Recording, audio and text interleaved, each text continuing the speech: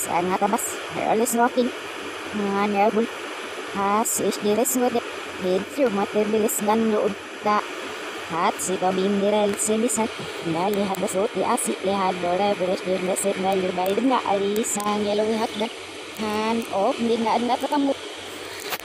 Set na lirb. Hair na hin. Snap pasalong years pakan ahu hiya na asmo.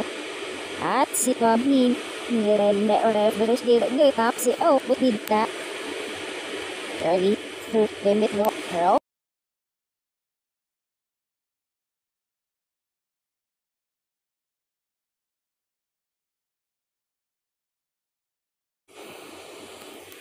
At lalong uminit ang issue, umingay sa social media sa pagkahuli ni Andrea na isang girl doon mismo sa bahay nila Richie na sinasabi nila yung girl na iyon ay girlfriend ng kanyang friend, hindi yun para sa kanya. Pero kung makikita sa photos ng mga previews noon na talagang nakasuot lang si girl ng pantulog.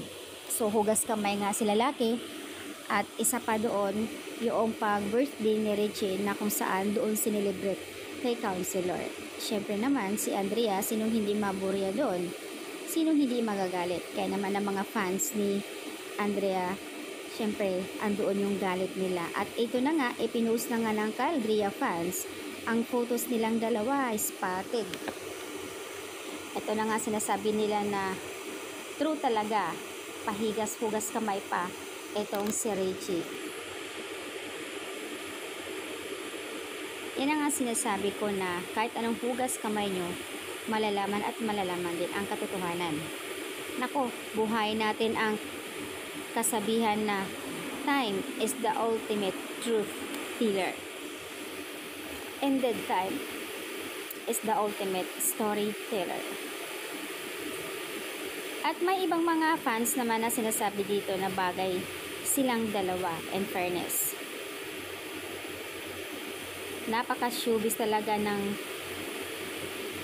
deny to deny period. Totoo naman pala ay sus.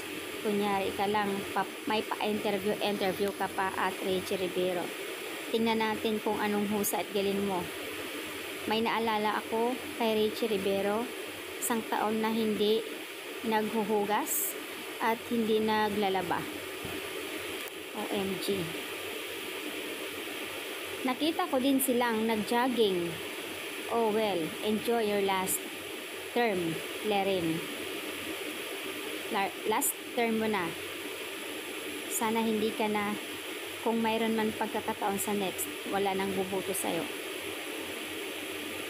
Mukhang wala nang budget pang date si Kuya, kaya nasa kanto-kanto lang.